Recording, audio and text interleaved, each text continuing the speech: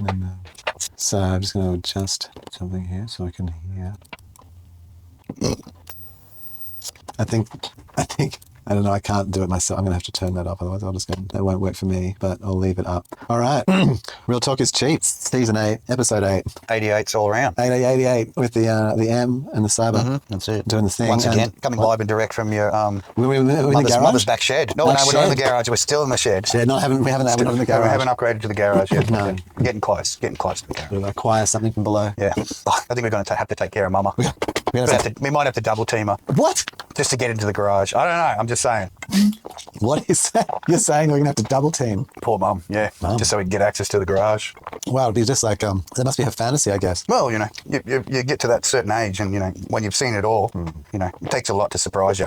That's the way it normally is, isn't it? And so, I mean, she's effectively a stepmom, isn't she? True. Adopted. Yeah. Adopted. Yeah. It doesn't feel so bad when you say adopted. Adopted, you know? that's right, adopted. Adopted don't feel so, you know. Adopted cousin. Doesn't feel as Roman. Doesn't feel as Roman when you say adopted. Adopted, yeah. Well, that's what I'm saying. You could add like this, not adopted, like stepmother. In the stepmother's garage. You could go to like... But I think you're right. No, it doesn't sound as bad when stepmom, does it? No. No. Adopted. Yeah. Forced together by marriage. Accidental. Accidentally fell over and just... accidentally fell over and it just fell slipped over. In. Yeah. And, you know, ended up in the shed. That's how it was with me. That was one of my hazings when I was a small child. And in training for sexual abuse, for SA. Yeah. So yeah, got to know your station, mate. Got to know your station. You do. So to get into the special gang, I first had to do hazings, like be out in public. Like, so there was like a train track. Yeah. And so get out and take my clothes off and like go up on top of the train track. So it's like, you know, and then go back behind where the tunnel Part was. of the humiliation rituals. The humiliation rituals, sort of there to break you down. So yeah, there was a few of those kind of like public ones. Can't destroy a psyche without going through the right path. Yeah, and it was interesting. Like you don't actually start. You think that you'd start like in the bed, like where it was only a little bit, but you actually start where it's a big bit. So you do it where it doesn't seem personal. Well, you're just an object. No, but I mean, like you actually do it because you're doing it in public in a sort of or a big area, and you know, instead of like waiting, instead of like taking you to their cubby house and doing it, they start like out in the field. Right, and I think that makes sense. Like, I mean, you wouldn't sort of start in the dungeon. You got to be taken, sort of nurtured towards. That's like the final progression. Yeah, that's right. Yeah. So you know, so you got to go through the phases, and so the first ones for me were like around the train track or down the beach, you know, and just sort of like beach is a good place because there's a lot of people there. Yeah, a bit of humiliation, multiple witnesses. Yeah. You know, and then sort of like just general commentary, like you know, being made to have a shower together because you're sort of children or whatever, and then you know they're like X years older than you, but whatever, and then going into like and then the cubby house, like you're saying, that's it, and then into the shed, that's it. Into the shed. So I made it to the shed, right? And in the shed there, it was so it actually had all the elements. Really, there you go. So you know, and he tied me down inside the shed. Equipment, that's right, to assist with. So then I was like already to where being naked. The next thing was, and he had a list. Like it wasn't like I was unaware that there were like stages to the hazing. Oh, he was doing a Santa. Oh, running off the script. It's running off the fucking checking script. The list. Yeah, checking the list. Checking it twice, mate. Twice, and then twice, yeah. And they then tied down in the cubby house. The shed. It was actually the old shed, but it was a bit busted, you know. And then that was naked, and then like with the oil, you know. So it's like being comfortable being touched. That's it. Yeah. You know. So at that point, okay. Well before the good old GHB was available. Oh yeah. No, that's it. No, you get bribed with ham sandwiches and shit. Oh yeah. Food's always a good one. Yeah, especially if you're hungry. You know. Yeah. Hunger is a great motivator. It is, especially for children. Like, and if you're hungry, you'll do things. You know, like you'll be like, yeah, oh well, fucking yeah, all right, tie me down for the thing, get a sandwich. But and that's wrapping right back around to the adopted mother, as it were, is that the grandmother. So it was like having to stay with the relatives, always a classic theme. You know, always a classic theme. Yeah. Plenty of opportunities. Yeah, exactly. You know, it's why it's front page material. You know, always on the thing because it's very common. It's very easy. Yeah, very very easy to imagine. And then they come up and then see what's happening. The hazing, you know, the oil, the tying, and then like and invite us in for sandwiches once we're finished, once complete, or once you're done in there. Cucumber and chicken sandwiches on the lawn. That's right. Yeah, that's right. So it's an interesting that all sounded like I was able to compact that together, but that was over like a month. Yeah, that wasn't like like I say it in like fucking, whatever, 15 seconds or start small, step it up. Yeah, he starts small, and then sort of like also praise praising, sort of belittling before and then praising afterwards. Yeah, yeah. Oh, that was so you know, so much closer being the special gang. You're another step to be seen. You've got the list. There's 5 stages. Wonder what the next challenge is going to be. Eh? You did the first one. That was easy. Oh, okay. Right now you're on the inner circle after the 5 challenges. Yes. Yep. Well, you get to join. You get to be the one, you know, helping. No, I never got to help. No, never got to help. Sadly, never got to help. No.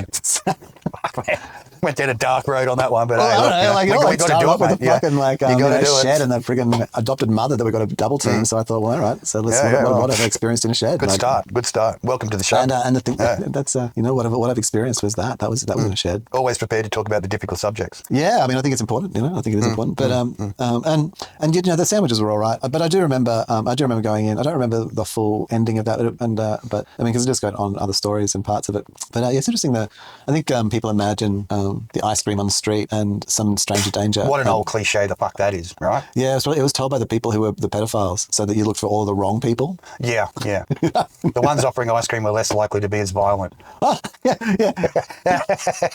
Well, you know, I mean, you don't want to get, you know, but maybe, like, well, at least there's a bit of like, you know, a little bit of something in the, you get trade. There's a trade, I suppose. You know, it's not just one way. But you know, yeah. Look, ice cream tastes so much better after supper inside. The thing about the strange person is this, is that, and this would be the upsetting part, really, is the strange person would take you away from the abusers at home. Like, so they would kidnap you, they'd dungeon you. You might be like away for 10 years, locked away being a sex slave in some fucking psychopath's place. But at least you wouldn't be having your parents do it to you. You know what I mean? It feels much better when it's a stranger. That's right. You know, you feel, you know, but to the family, that's a great loss. You know, who's going to take your place? Well, the next in line. Well, there you go.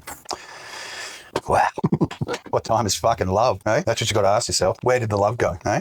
I think from that, like, I mean, that didn't teach me anything about love. I mean, no. Well, it taught you all the basics of abuse. It did, but it meant that the only way to survive was to find love for myself. And to explore and figure out what it actually is. Yeah, I mean, I thought I'd go through great hurt for myself. That which was the great depths of hurt, and you know, and all of that, and then to come out of that and to not want to hurt yourself and not hurt you know, and in degrees of that. Like, I mean, I still can get to places where I'm emotionally banged up enough that, you know, I'll buffer out. You know, do the spurg. Yeah. Well, just overconsume. Not quite spurg, but more. You know. No, just overconsume. You know, whatever. Substance of choice.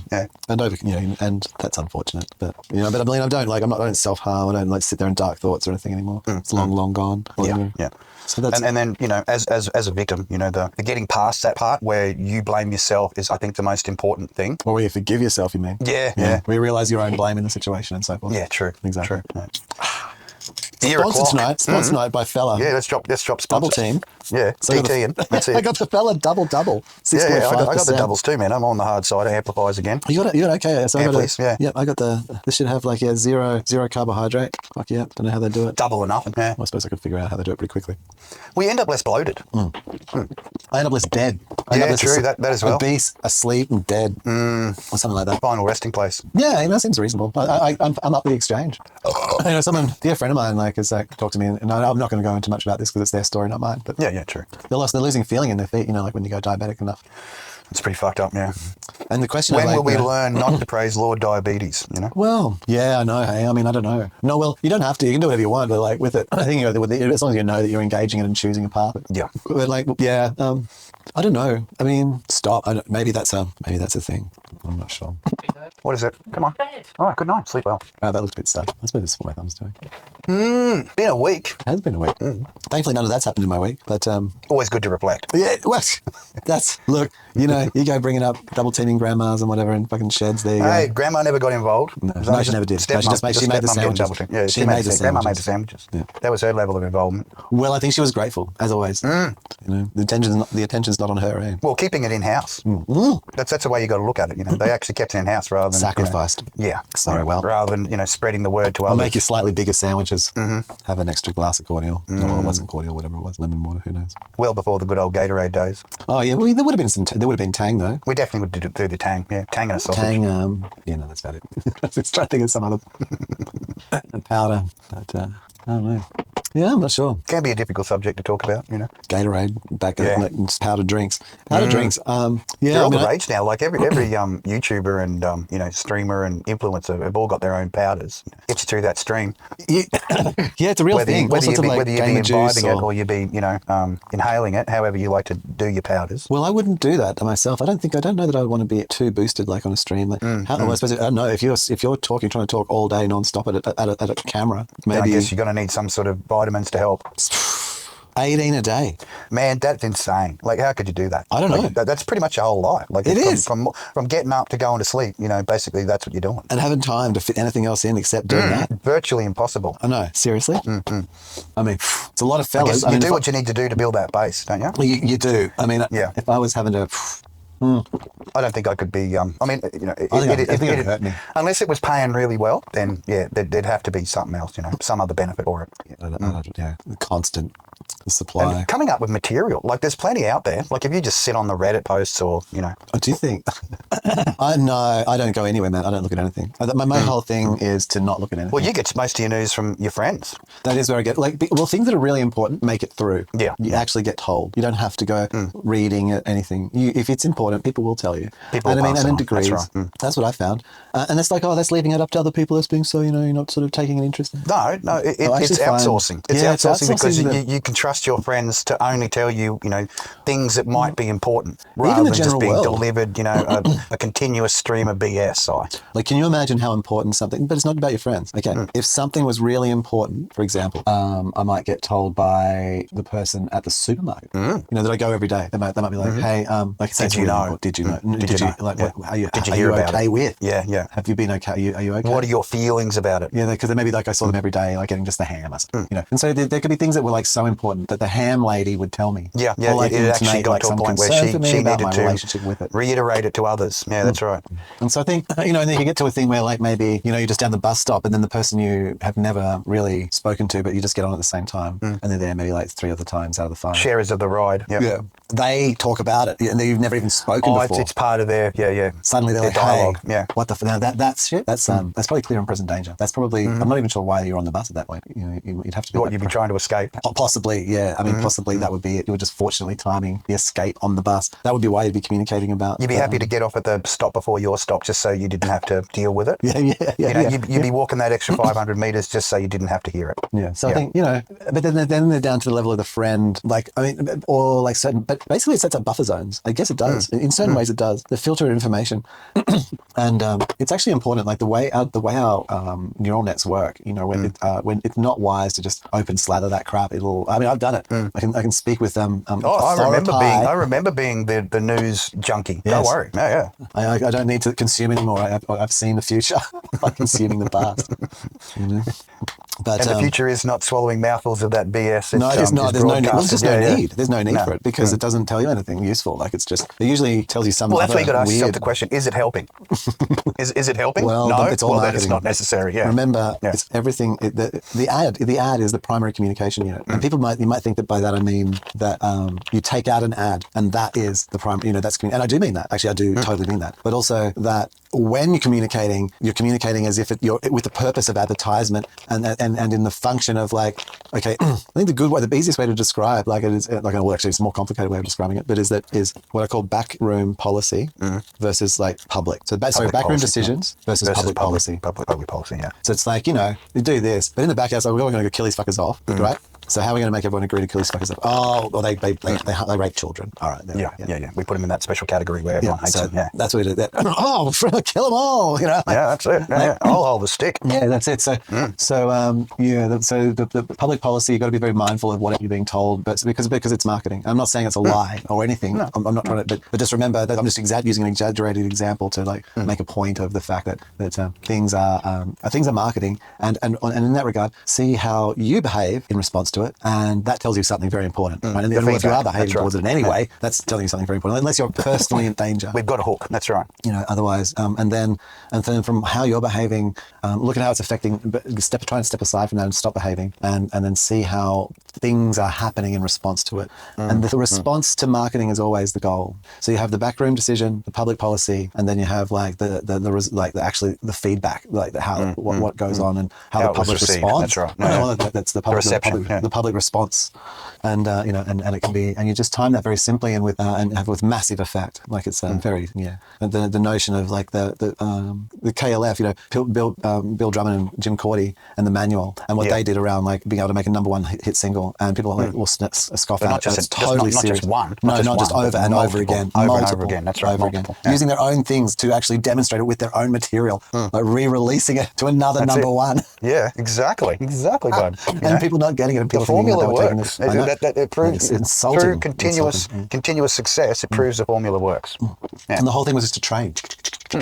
It's a fucking great sound. And absolutely, they took a train. They were doing. And I think the joke there, in my opinion, is that the KLF actually were basically doing a train on the industry. That's right. They were railing them. Yeah, railing the fucking railing industry. them good and proper. That was the last time. Maximum shunting. Maximum shunting was going on. That's right. Basically they were bam, industry down. Take this, and they did. And I mean, they shot them. They threw the blood. They dropped the sheep. They took them to the island. They burnt the place. They burnt the money. Burnt the money. Performed the rituals. Made it work. They performed the rituals. They're making the pyramid of the pyramid. They've got Charlie Sheen involved, mate. They do get Charlie Sheen. That's how good the rituals were. They had to get the man himself in. You know, I remember actually with the most, you know, how like KLF actually got stuff like have their albums and things, their new releases, well, their re-releases and things. But part of that is around actually doing stuff with their work, like doing and I don't think anyone's really understood what they meant by that. So I've been thinking about doing some mashups of KLF, like taking their high mastered works that they've got and just totally doing the thing that they want me to do with them, which is to use them. Yes. You know, the purpose. And I like yesterday, just rando, like you sent me that track, and then I just was like, we were listening to a few music swapping back and forth, and I just ended up just loading up KLF, you know, and I wanted to play The Magnificent, of course, because you know, humans against killing just sounds like junkie against dope, you know what I mean? I was having a real that kind of moment, and so they got to get their fix, mate. They got to get their fix. So yeah, but playing their sort of stuff, I know, in context to now, and then just playing it with like, contextualizing it to now in the imagery of now, and telling us using those words, like and reapplying them. Like I was even thinking of like after that when we were playing Wax Audio, you know, and doing a remix of like that kind of stuff. But then so having George Bush, who they were ripping in Wax Audio, doing Imagine. Oh, just brilliant. I mean, and for that time, like that taking that now and having it as if he was walking, right, and reflecting on what's being done now and commenting on it. Yeah. Like so, getting like just like a and that the guy who was like a walk, like, you know, like killed all those fuckers, making him having an and putting down, using that to put and just reusing the thing, like not doing anything, like just playing the audio, but just changing the imagery. You know, this associationary imagery, like, and I don't know. Like, I think that some of the people at the time for like where and the KLF was very big on like they were basically what you meant to do is take something from 20 years ago, you know, and you meant to play it, and incorporate it into music. This kind of thing. There's the process, and I think just playing their music and layering, memeing it, you know, okay, for a modern generation. Play fucking America. What time is Love America? That thing is like, I'm not even gonna. My avatar will fall apart to attempt to do it. Like, you know, I can't move fast enough to like that thump out to that track. But if you're moving to that track, fucking. What the hell was that ancient Moo crap about anyway? You know, it's America. You know what I mean? Like, it's just time ago, 992, but you did not know. It's fucking crazy, man. It's like it's out of control. Like, and just imagine that, like with like a you know, this like armored vehicle, like just cruising through streets, and as they're going like Boston, you know, and it's just got like riots. Just the place on fire. That's right. You know, Philadelphia. There's like there's like people just on the streets, like just freaking venting out everywhere, just like buildings, and, you know, just the full welcome to the future. Yeah, welcome to the now. Welcome to now. Just homeless, burnt out. You know, Seattle, mass homelessness and absolute tragedy. But you know, all part of the way. Well, there's a few too many. Got to cull them numbers, you know? No, just consumption. You don't have to cull. It's just consumption management. Yeah, true. And the dream is still real. You can still sell the dream because the dream is that you go hard and you'll get there, right? Yeah. So if you're fucking eating, like if you're in the fuckery, and then so if you go hard, you'll get there. You panhandle enough, you'll pull your way back up. You know, step on enough necks and you'll be get there. To do you know, somebody will give you enough money that you'll be able to hire an Uber bike, a Lime bike, and you know, somebody you'll get a score like and keep a phone long enough to be able to hire an Uber bike to do some deliveries. Special. I mean, I think that's true. That'd be a certain way, hey? Like the microeconomy, they'd have this big they'd call it a really positive thing about how homeless people, like, even if you don't have like so many things required to have like residence, but we're going to let you be able to use a line bike to do deliveries for us if you're homeless. Right? And we'll give you special money. And you just, do what they've been doing lately, which is, pinch a bit of power out of the lighting system, do a bit of stealing from the local government or local council, The homeless or the... Hack the light system. Yeah, well, that's they were saying. I saw an article the other day about the whole, possible fire hazards from the, what would you call amateur wirings. So what's the... you managed to, it's stinking hot, middle of the summer. Yeah, you've talked about this before. Your little, ramshackle tent/humpy, it's definitely going to need an air conditioner, and you just managed to find one in an abandoned building, which, was easily removable and relocatable to your tent humpy. And, you're going to need some decent power to power that. So, the closest facility is the light pole down the road. So you get some of that recycled cabling that you've torn out of the walls of some abandoned building, and, do your base street level electrical wiring system to, fire up your little aircon. Oh, I reckon totally. And you've got the skills. Yep, and you'd even be able to recharge your electronic bike. Oh, for sure. Just hack it straight into the power pole, into all the lighting. That's it. Who's paying for it? They are. Well, especially if you imagine you get underground and get yourself inside somewhere and figure out how to, get yourself a little bit of goodness. Like homeliness. Get that homeliness feel, Change it from a crack house to a crack home. Well, that's right. I mean, it's in fact, I'd be tempted to go towards sort of like underground industrial or sort of heavy commercial and other kinds of retail environments. Well, at least you're getting some insulation. Well, also you'd access three-phase. You get a whole workshop and shit going. You know what I'm saying? Bam. Yeah, just leaching. That's it. Just draining a little bit. Lay out all the wooden dildos you could ever want. You'd have to be very careful now, though. They often have like inline things trying to look for the loss and drop. Yeah, leakages. Right. So you'd have to sort of blend in now. I think you'd have to. You know what you do. Actually, you know what you do now. Probably best just to have multiple levels of wiring going out to several street lamps. Batteries. Yeah, and then have it charged during the day. You charge, and then you choose when you discharge, and then in the means in which you manner. So you just blend in with the consumption. So like maybe even get a little panel and give a bit back. Oh yeah, I suppose. Yeah. That'd take away the whole. Well, you save your money by harvesting initially, and then once you've got enough cash, you get the little panel, and then you're multi-purposing. Then only when it's a cloudy day do you need to rely on the local services. Okay, you know what? The answer is the situation of the homeless person like doing this thing. It just says to me that feature we need to quickly move to. Needs to go universal. Basically, we're paying for it is absurd. It's like internet. Internet's been weird, right? So internet's like first of all was very expensive, and then it actually got cheaper. And there was like because internet. It's curious, like when I had an internet cafe, it was expensive, and it got cheaper, and it sort of got a bit more mobile because it got mobile. It was cheaper, and everywhere, and so things like internet cafes are not very useful. But now, like comparatively, like it's actually internet's actually quite expensive again. Weirdly enough, like it's like you're saying, like I'm not trying to go into a whole conversation around that, but it is interesting, like the barrier in that way. I think like being able to, I think that like the universality, if people like, you need it, like it's so essential that how's this? Telstra was required as part of their commitment for, having their copper network bought out or whatever and blah, blah, blah. Because they had to maintain the mobile phone, the public phone network. And the public phone network's actually become these free Wi-Fi spots. So essentially what we're saying is you can go now and I know where one is nearby, I don't think, but you can go there, you can get internet, you can get free calls, to anywhere in Australia. And I guess what that means is, and really it probably could be anywhere in the world, to be honest, like with the cost of what the fuck. But as packeted data goes, and from the internet function, effectively it is free calls to anywhere. You just got to have your own device. And yet you can't get a fucking PowerPoint. You've got to hack a thing and be called like a risk and going to cause a fire hazard. And what are we going to do about that? The people needing electricity. What's with this humans needing access to electricity? You've created this necessity for the requirement, and now how are you going to fulfill it? That's right.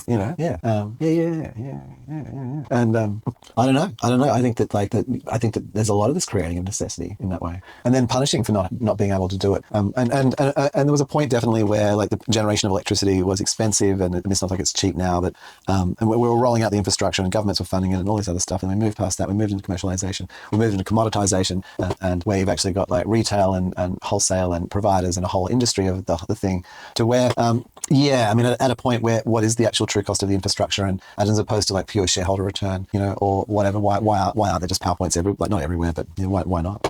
Yeah, we'll just make it readily available. Why isn't power everywhere? Because like you actually think about it like in that kind of context of, do you think that having, if you were in, as a first world country or whatever that even means anymore, in that kind of context, do you have an advantage having access to like lighting and power and stuff in your house versus say being in Africa, maybe in certain places where you couldn't? Like right now, what we're doing would be almost impossible or fully impossible unless we got like self-sufficient. Yeah, that's the alternative. Yeah, we'd have to have Starlink, we'd have to have all these other facilities. It's like, but even that wasn't possible very long ago, until very long ago. But so I mean, that we would consider them very disadvantaged. Like Elon Musk, hate him or love him, he claims, and it seems like a reasonable and easy thing to claim. It's low-hanging fruit that, of course, if you can give people access to internet, that helps them through economic freedom. I'm not sure if it really does. I think maybe it just helps them towards buying your shit constantly and having nothing. But still, it's always going to be about selling your product, so. But still, that we think of electricity as more about like less that you should prevent access. What other things are there? So there's like in electricity, there's internet. Services like water and taking water. your shit away. Access to the sewage system. Yeah, taking the shit away. Access to the sewage system. Well, that's as easy as just popping a manhole cover and putting a toilet on it. Yeah. Well, that's quite a dominant sort of act. And it definitely would be observable because most of those manhole covers are in the middle of the fucking road, aren't they? Like just rolling up and just pulling the lid, putting down the little the commode seat. What if you had an interchangeable unit? So you could just like swap it out for a manhole cover, a personal access vent with a built-in toilet, like one of those crouchy, Japanese style. You just do a deuce and them away in places. you go. It's like a sort of a piece of art almost. You just swap. That's it. Go around one night and just swap out, just put swap toilets them all everywhere. out, so they got the little, just straight into the sewer. Little deposit slot. I like that.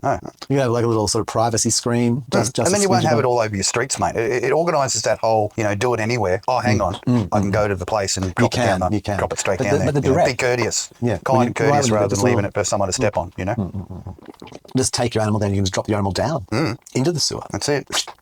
Just walk home unburdened. No need to worry about that anymore. Easy deposit. Just goes back into like integrate that into sort of like a sort of a community sort of mulching system that sort of produces whatever integrates into, so everything becomes part of the goodness again. Them chud have got to eat something, all right? Otherwise they're going to come up out and start eating people. So at least if you can drop a deuce down there, you're feeding the chuds. Well, how would you protect against other things being put down there besides that? Oh, like sanitary products and stuff which shouldn't go down there. Creating like people. Oh, insertion of like if you're so you put this squat toilet, so it's a hole. So if things could fall down there, you could fit like a dog or a cat. Just in case you lose your phone or something. Well, it's going straight into the sewer, man. Like this is like terminal. Well, you're going to have to go dive. There's no cat. Is there a layer? Is there a catching? I don't think that sounds like a failure if you've got starting to like make the slop everywhere. No, it's normally designed to be free flowing. So once it goes down there, it's off. It's on its journey. That's what I mean. So you're walking out with like little little Shih Tzu and straight down. Yeah. Well, I guess you're going to just have to head to where it comes out, to possibly retrieve. There's nothing to retrieve. If you entered the sewer system of most places, basically goes to the special processing plant, and then you end up in one of the You're in a tube.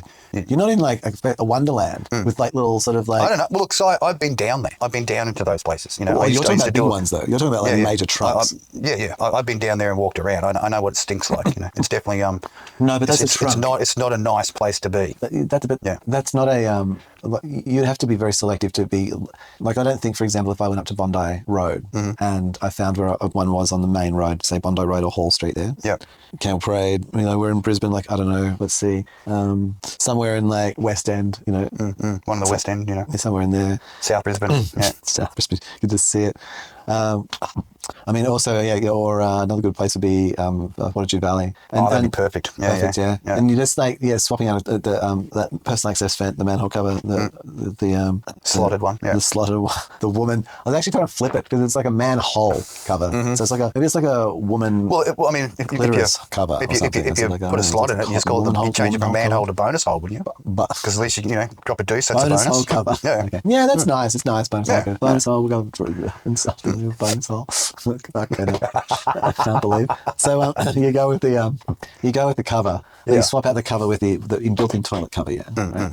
Right. Special version. version, 3D But printed. what I'm trying to say is I don't think that if you tried to go underneath the road of Hall Street, that you would end up into sort of like a walking arcaded space with open sewers, or or even anything like that, or even major pipes, like full walking spaces. Yeah, like major works there still require, like in huge cities, like if you go, I think in certain places, if you went into Sydney, in certain places they'd be small pipes. There wouldn't be no navigation of those parts. Yeah. No, like where have you been that's done that though? Like I mean, in the centre of Sydney. I've been underneath the pool of Jindalee. Like I went into the storm drainage in there, and the storm drainage, yeah. But that's different. The storm drainage is different from the sewer. But yeah, they had they popped the cover when I was over at the last house I was in for the sewage system, and I was very curious. I was like, hey, I'm sure you're curious. I want to go down there and have a look. And he's like, well, we got to check to make sure there's no noxious gases first. So let's put the equipment down there and let it do the scan. And then, if you want to come down for a bit of a look with us, you just come down, have a look. Yeah. And they were massive, mate, and very old, like antiquated. Yeah, in that sort of where it was almost like an aquifer. Them really old pipes, them sewer stuff. Yeah, like where you're basically making sort of like a piped river of literally. And they have to regularly monitor and check it to make sure there's no backup. The old fatberg. Because even though they say don't flush this shit, people still do because they don't give a shit. Yeah. Like around your area, there is nowhere you could go to do that. I don't think. Like, and I can tell you right now, like I said, you don't just go inviting yourself into those spaces, because you remember, with that, when you take the cover off, there's a certain amount of, the death. Well, what is it? The gas that comes off it. Yeah. When you get a whole stack of shit together and brew it, there's that element of gas which you can power stuff with. You could use that methane to have a little barbecue if you needed to. But you wouldn't want to go down there with anything that wasn't intrinsically safe, because even the slightest spark with the residue of that methane gas, and you're looking at a hell of an explosion. Wow, I started phasing off into like just thinking about all of that. That was pretty wild. I guess we should get onto some of the topics. Well, we actually have we've done definitely, like we did KLF and What Time Is Love America. I think like that was pretty well done. And that's covered. And we've done some other really interesting shit anyway. Like it's not like we've been like lazing about. We were a bit clunky at first. But, which is the way. It is the way, of course. Yeah, you got to get in the groove, warm up to the, it's, like any good hazing. Truly offensive, yeah. That's how it's. I love the graph. Actually, you know what we don't talk about, and we should talk about in the beginning. It'd be nice to have a little bit more in the beginning, where some people who only watch the first 30 seconds, as we all do, get to see. But the background, the preview viewers. You and your AI employees did fucking fine work. Look at the backgrounds. Yeah, I'm extremely pleased with the backgrounds. Yeah. Do you want to describe your prompting? Well, my prompts for this. Well, hang on, let me just check it, because it was season 8. Let me just check the prompt, because it was Total Corp, right? And let me just have a look. Because it's really great imagery. Doing that filthy habit again, Yeah. Oh, this one. And so like it's got a lot of this like was, not, this was. I don't want to say Daft Punk, but that sort of just because it's a robotic head's not fair. To where I'm keeping the prompts, which is Ghosts and Shit Pictures and Real Talk is Cheap 4. It's my prompt list. So the prompt I was putting in for that was highly detailed group of cybernetic corporate managers, AI robots, high-tech server farm, Cyberpunk 2040, big, very sexy, big money, very expensive environment, looking at cameras. So it's interesting, beautiful. The helmets, basically the heads on these things, got great heads on it. So yeah, the robots, man, they're superior, aren't they? Yeah. Well. Well, leading on from what you were covering, I mean, Time Is Love America. You also did the bit where we like cut into this bit, because we did a little bit there about like, what was it?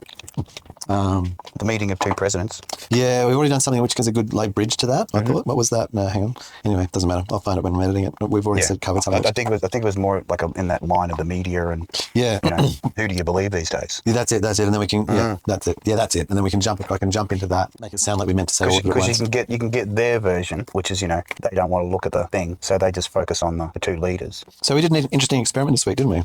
With a pretty major topic, and since we're covering like the whole thing about I mean, is it like best to enjoy the unedited footage? So you should probably own it and talk about it, which was the meeting of the presidents, as you're saying. So yeah, I was aware that.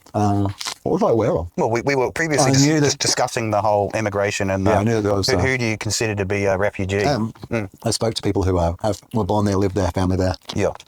Pretty good, interesting views of there. Pretty sort of compatible to my own, I guess. Experiences, they were rolling their eyes at the refugees things. And I guess if they ask, does it never happen? No. Is it a wholesale catastrophe? No. But they had a meeting. I didn't know they were doing that. But I did. I heard about on the news before we talked about it. I was at a client's place.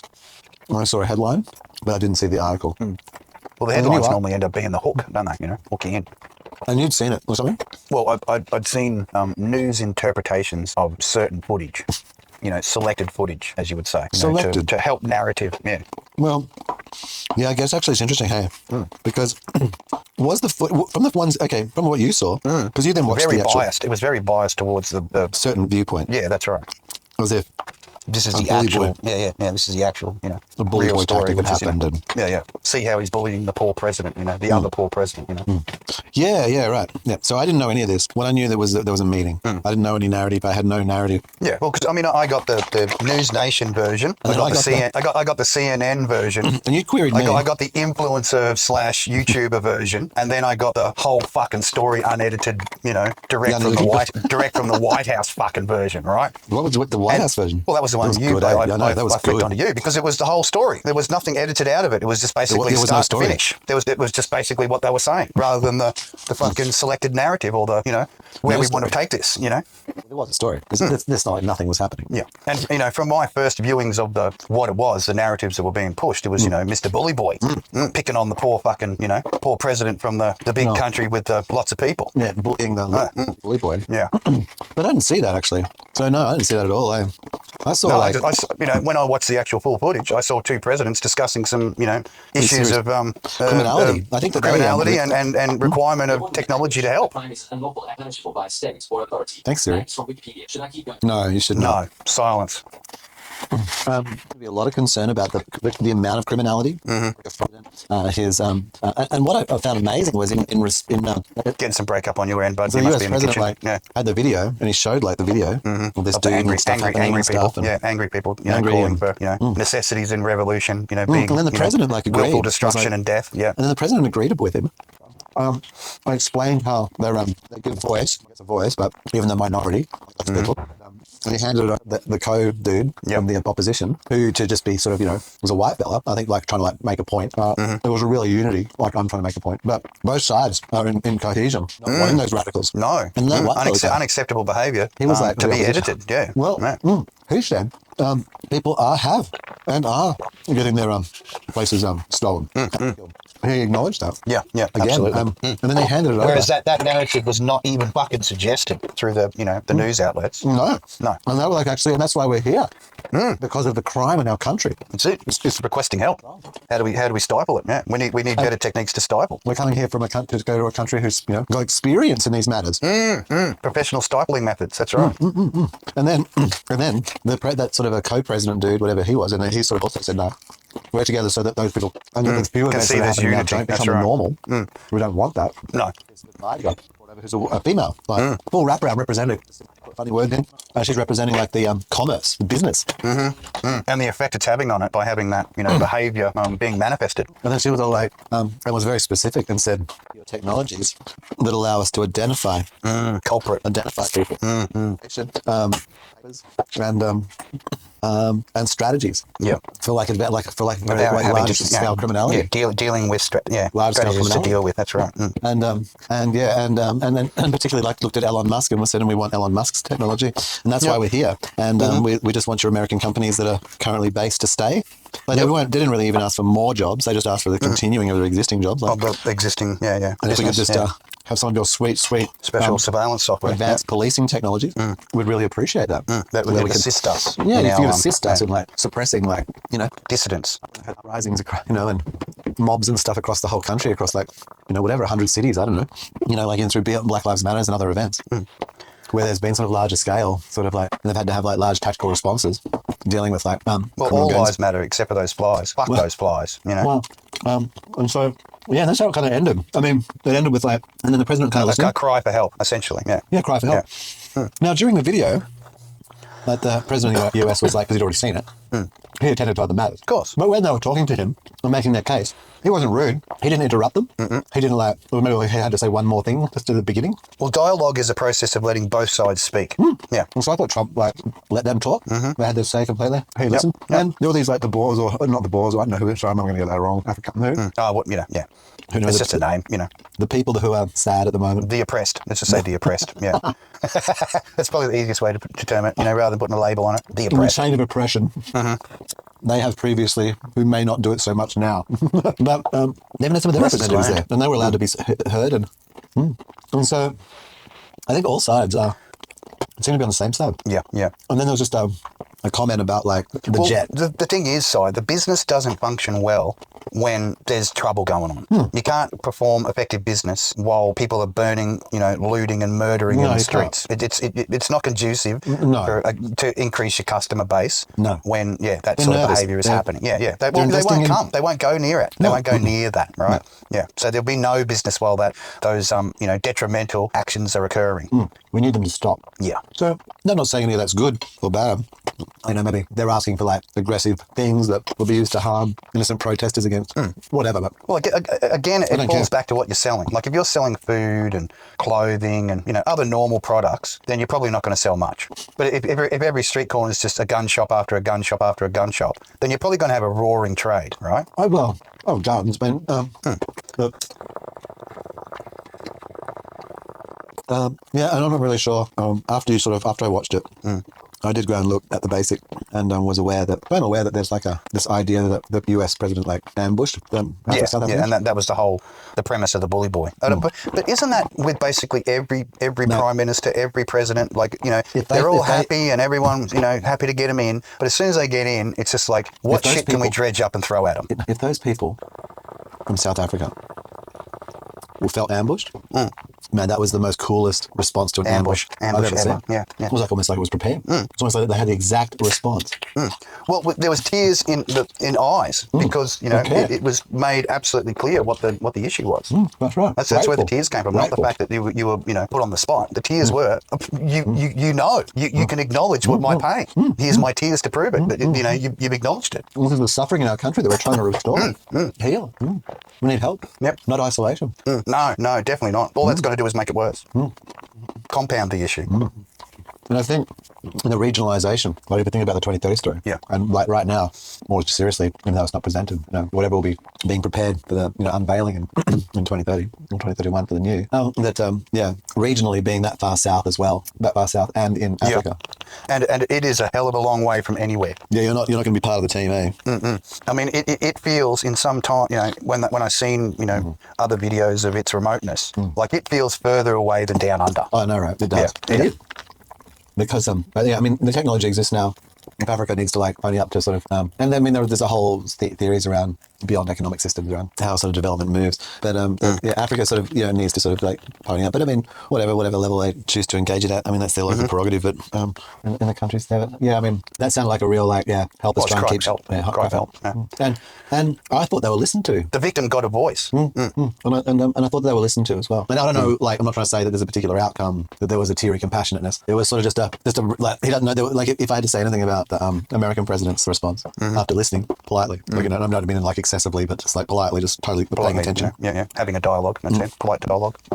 To what they said, didn't interrupt them, didn't talk over them or anything, Yeah, he just he didn't sort of then negate them or just yep, no worries, good. I will take that on board. I think that's a sign of a good listener. I thought he just showed no cards and listened. That's what I thought. I'm not trying to give him a fucking special prize, all right? I'm not Mr. Supporter here. It's just just a neutral observation of the situation of people, two people sitting there, their body language. The awards. And he showed his interest at the points where it wasn't actually being rude. And even if it was being rude, it was rude in the least rude part of all the opportunities to be rude. Yeah. Like it was tactfully rude. Not like with Zelensky, which I didn't see. Oh, I'm sorry, that was just the meme level of it I saw. An angry little man wanting more, Yeah. And there's a way to do that, there's a way to have dialogue. And the first thing you don't do is come in and insult the person that you want money from. No. Or either way. Why insult a person asking for money? No. Don't insult the person that you're asking money from. Either way. Yeah. Why insult the person who's asking for money? No, that's exactly right. Why is there suddenly insult even being mentioned? Why is there should be no insult involved? Well, you'd think there would be no insult. Yeah. It's negotiations, hopes not insults. Yeah. Hopes and prayers, mate. Wishes and dreams. Hopes and dreams, thoughts and prayers. I don't know. I know what happens from it, but from a marketing perspective, that was a very neutral affair. And and the people in the room, look, here's the thing. I mean, since you brought it up, and since we're talking about it, may as well continue it. Is it and now this I know even less about, since I haven't even watched anything about it, but the $400 million jet from Saudi Arabia, the gift to the US. Yeah. Well, how old is fucking Air Force One? When was that made? No, they got a new one built. I thought they built a new one. Not recently, I don't think. You'd have to look up. I'm not across it, but yeah, I thought the one they had was fairly dated. I mean, I know it was blast proof. I know it was shockwave blast proof. Oh, EMP. Look, I don't care why. It's all about the amount. It's as if it's some audacious bribe or something, I suppose. I guess that's the angle, is it? As if it shouldn't be accepted as like it's excessive. Friends aren't supposed to help each other. Is that what you're saying, Si? Friends aren't supposed to. Buddies aren't supposed to help each other. Well, what? Help each other listen? Or perhaps, that's all part of being a buddy. Making sure everyone else can hear what you're saying. Everyone else can hear what you're saying. Exactly. I mean, my issue isn't about the value of it or if it's a bribe or the ethical, moral position. A very expensive surveillance device. Yep. To be given. Because it's a very complex device. Like, if you're given like a wooden ornament, like there's a whole story of like some clock or a wall thing that like, the Russians gave or something, and then it had like a special resonance, and when they fired a particular beam into it, it would, from externally, it would then sort of... put it this way, Si, it was a better present than a golden pager, all right? Put it that way. A far better present than a golden pager. You think it's as easy to blow up? Why would you... How could security in any fathomable way accept it? There's no part of it. Like, there's too many bits. It's too easy to hide like anything in it. Well, you don't think that they would not do a once over on it? Once what? You'd have to strip the entire fuselage of the metal and fucking look inside every part of it. You have to rip out all of the stuffing. Well, I mean, you got the manpower. You can do that. You can pull it down and pull it back together again. Yeah, come on. I mean, there's too much. There's this. You may as well because you have to pull the walls out. Like it could be held in the superstructure. Really good surveillance these days. It'd be held in the superstructure. Like seriously, to fuck. Like I mean, even if you're you could put the entire thing through X-ray, some kind of like MRI, the entire thing down to with maybe they've got like millimeter wave, like that can do some simultaneous like MRI, X-ray, millimeter wave, volumetric, multi-scan in some giant hangar, and then through that be able to like cross-section and look at the densities and like, with AIs, see if there's any different materials, to reconstruct it down to the fucking bolt somehow using non-invasive scan technology. Fine-tooth comb, as they'd say, yeah. Yeah, I mean it's possible. you could potentially visualize all of that. I guess it's a lot. It'd be a lot of hard work, but it'd definitely pay off if you found something. Yeah, I mean, it would. I mean, it'd be good to know that you had a facility that could do that. I think that it'd be a good test. Well, it'd be the equivalent of, your best mate gives you a car, right? And, your best mate and your missus are getting pretty chummy with each other, right? Yeah. And you wonder why he's giving you a car for. Yeah. And then, you hit a bump, like, go over a fucking speed bump a bit too fast, and all of a sudden something falls off, right? And you go, oh shit, I better just pull up and go and grab that thing that fell off. And it ends up being a tracker, right? And you go, hang on, why would my best friend put a tracker in this car? Now, you start thinking, hey, he's been pretty chummy with my missus. Maybe he just needed to know where I was, so he didn't get caught in my house doing business, No. Or something along those lines, Surmising, of course, purely theoretical. No. May or may not be true. Probably best to check. Best to always check. Yeah. Well. Yeah, I mean, where do you check? Well, that's it. I mean, does it take a speed bump to find it, or does it, you got to do some serious scanning? That's the question you got to ask yourself. The thing is that within a fucking 747 fuselage, that such a device could be so small comparatively, you'd want to have this kind of like amazing... Well, I mean, we're dealing with nano now, bro. You know what I mean? Like nano level shit, yeah. But like magnetic sort of MRI slash... I don't know, like having a facility that big. You imagine like where you go through the scanner at the airport and you put your hands up and it does the millimeter wave on you. That's it. And then imagine a thing checks your bone density. That's it. Yeah. That's big enough to like do that to a 747 intact. How big? I'm not saying it's not feasible. No, it's not an unfeasible thing that you could do. I mean, it'd be very costly. The US government has such a device. It's a pretty amazing device. I mean, how big? It's fucking big. Well, I mean, because you don't want to have to like as soon as you remove the wings, like maybe you could remove the wings and like do so you put like the fuselage through and then the left wing and the right. Do it in sections. That's it, rather than the whole thing. Let's get that. So, okay. You pull the nose off it, do the full check on the nose. Because, I mean, that's in most aeroplanes, that's where all the sensitive equipment is in the nose. But hey, there's been many historical precedents, aka the Trojan horse. The Trojan horse is like enemies close. Oh, sorry, friends close, enemies closer, as they say. Yeah. Inside. Oh, always best to be inside. It is, especially. Makes it really worth it. What's subvert the dominant paradox? Is that the the way they express it out in layman's terms? Subversion of the dominant paradox. Yeah, best to be inside if you're going to cause trouble. Well, it is. Yeah. You're not going to do much on the outside, but on the inside, much damage can be made. I love our special pauses, like when we're reflecting in our own minds. Like, there's nothing being said, but there's a lot of thought going on in the background. Podcasting. Those little pauses, the gentle pauses in between the statements, as we reflect. A celebration of my friend, she died. Oh, that's full. What was that? Friend died. Wow. Okay. And how are you about that? Are you okay? Yeah. Nice. Hey, just when they get to the waiting room, just tell them Orion sent you and you get your free drink. She survived way beyond how long she was supposed to. Well, that's That's trippy. Hey? I've said that to a few people this week. A limit, and then when you get to the waiting room, just let them know that Orion sent you, and you'll get your first complimentary drink for free. That's great. Other modes of consciousness, not just in the body side. Like a quantum field, like a consciousness. Like not in the body. Well, quantum for some, ethereal for some others. Depending on point of view. Do you think that ether was trying to express like the same concept? Ether was a simple version of what quantum is trying to express. Yeah, right, okay. How about that? Yeah, no, I can. It was the fundamentals of what quantum's trying to express. I wonder what it got like. I mean, I probably got a fair bit wrong. Maybe the implement. Sometimes it's actually the thing that we get wrong. If you think about the whole thing, man, it's harmonics. Harmonics is the whole key to both of those things. Yeah, but sometimes it's the we might work out the thing, but we don't work out like the course of action or like why. And why then it's obviously having the equipment to be able to verify and repeat. Stacks on light, mate. Sorry, hang on.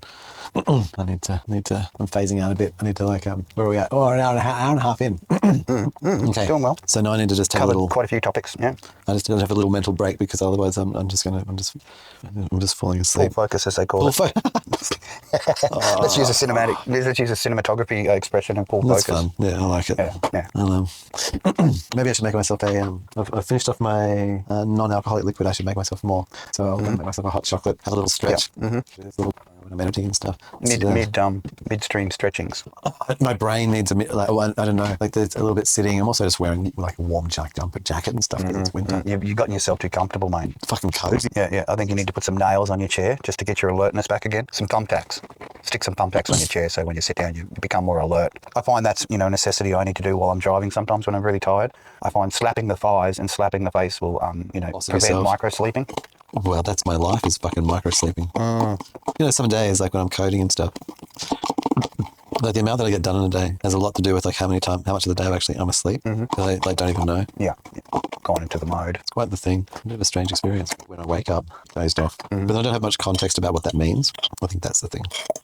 Well, for someone who's primarily alert most of the time, when I start to feel that phase coming on, that's when I engage the slap in the face, the slap of the thigh, poke myself in the eye, twist the ear, pinch the skin, turn the radio up, just play your favourite music to re-engage. We're at home as well. Take the less comfortable route to stay alert. Well said. Okay. How's that hot drink going? Yeah, actually. Prepping? Okay. I mean, there's just some of the various techniques I use to be liquid light. Continue being alert. Let's talk about liquid light. Yes, let's do. Stacks on. Stacks on. Stacks on, bro. In fact, the new photonic learnings. By going stacks on, photons actually change into a different property or. Well, they move from being non-solid to solid. Yeah, super liquid. But they form a. No, what was it? Not a positive. No, I'm going to get. I've got it wrong. It's one of those special words that they create when they have a new thing. They've got to create a new word to go with it. That's right. Give it a measurement. It's all important. Measurement's all important. So this is like measure it, then it's not quantifiable, right?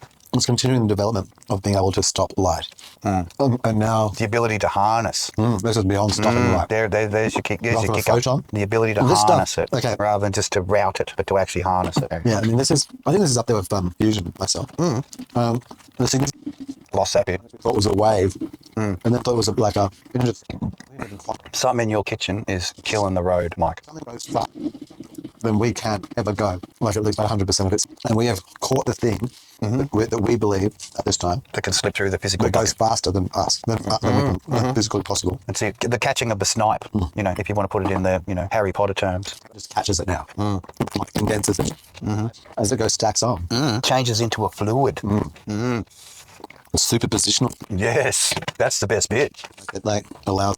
So it's simultaneous. You're fully breaking up, Si, on my end. Am I? Yeah. Sorry. You're just disappearing altogether. Yeah. I'm nearly finished. You're like light prior to being compressed, getting your stacks on. You're elusive. Your audio is extremely elusive. And one more thing you're turning. I feel like Agent 86 and the Chief inside the cone of silence at the moment. Really? Because I feel like I'm talking, but you can hear me, but I can't hear you. Microphone can be heard. Oh, I'm sure you heard my microphone, but I can't hear yours. Really? Yeah. So you'll probably find when you go to edit, you'll be like, oh, what the fuck? What? I can see my microphone. And you're coming through fine? Well, maybe it's Sonos. Sonos. No, I'm on Sonos. Well, you can't hear me now. How are we talking? No, we're talking now. I can hear you fine, but when you're in the kitchen, No, like fair enough, no. Yeah, it's just like. Yeah, sometimes I hear you, sometimes I don't. So I don't know whether you'll pick that up in the final edit. Yeah. Yeah, so it makes like, as you're saying, like superposition of like, and makes this liquid crystal. It makes it something tangible. Yeah. It turns it from an intangible effect into a tangible object. How about that? It's simultaneously a liquid and a crystal. Oh, magnificent. Living crystal. Yeah. Compressing light into a living crystal sign. That, by doing so, forms like, I'm not even going to attempt to say the proper type of it, but a quantum matrix. Yes. The beginnings a shell of something that can be used with the quantum technologies as a memory storage system. Photonic memory. Photonic memory storage proper, system. Not just like, yeah. Hello, holodecks. Yeah, stacks on like matter. Hard light, being able to generate hard light. That's right. Yeah. And then being able to like use things like where we then, for example, fill like an optic fiber with that. And so instead of the optic fiber being hollow, it's actually filled with this liquid light. And through such, then makes a quantum, like makes a tunnel. Incredible distances. Yeah, once it's perfected, incredible distances with zero loss. Yeah.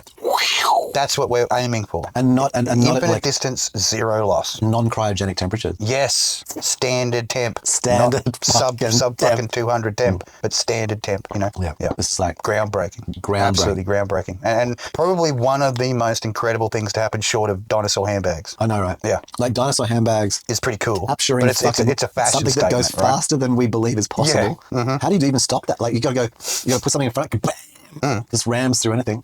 Well, you just got to apply enough magnetic pressure to create coherence.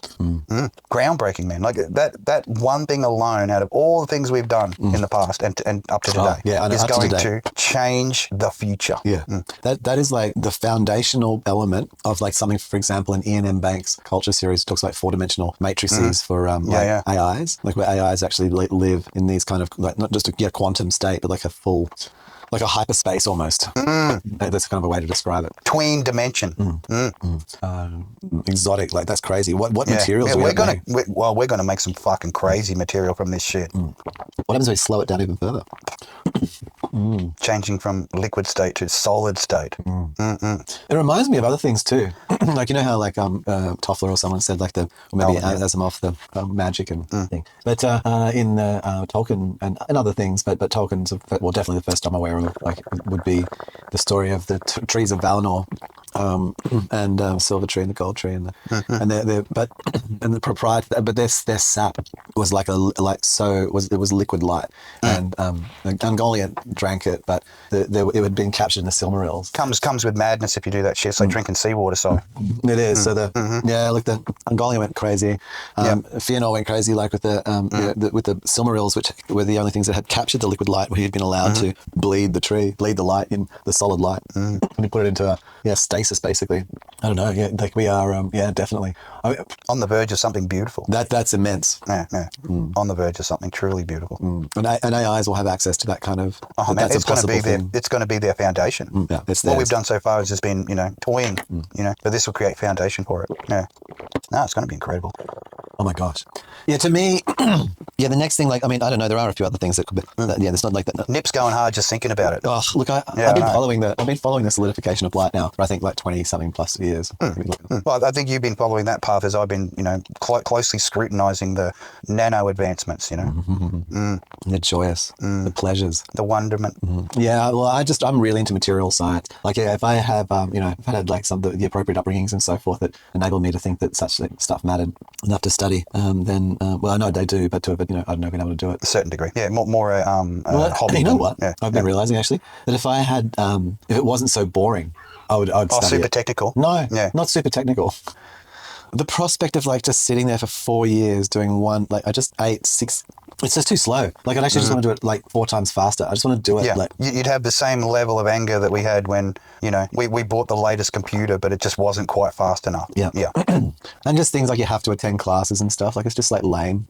Like you probably just like flip over the first few pages of the whole book and maybe just like read the chapter headers and you'd have enough of the thing. You know what was going on. You glean enough. Yeah. You glean it. Maybe look at a few of the pictures where there were graphs and shit. Oh, I love diagrams. And just like read maybe a bit of a thing. And things connect, But beyond that, like, if you need to read more, then I'm not sure. Maybe you just didn't understand what was in it. Oh, just sharing of the bubbles. I think that's the most important part is making sure the bubbles interlink. Yeah. Well, I mean, I just think also a lot of like, not a lot, but there's a proportion of like, especially first year university, which is all this kind of crap. Like it's all sort of like. Well, it's a filler. You're not going to get up to speed until you get the filler, and that's the way most minds work. Most minds can't just take a synopsis and then create hypothesis. Yeah, they need the filler to gain the ability to be able to create hypothesis. Yeah. That's interesting.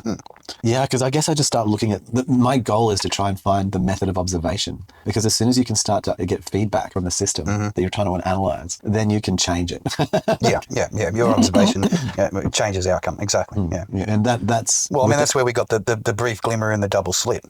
Well, there's even stuff around that's turning on its head. That the whole idea that it's a dual wave, like the wave thing, is not true.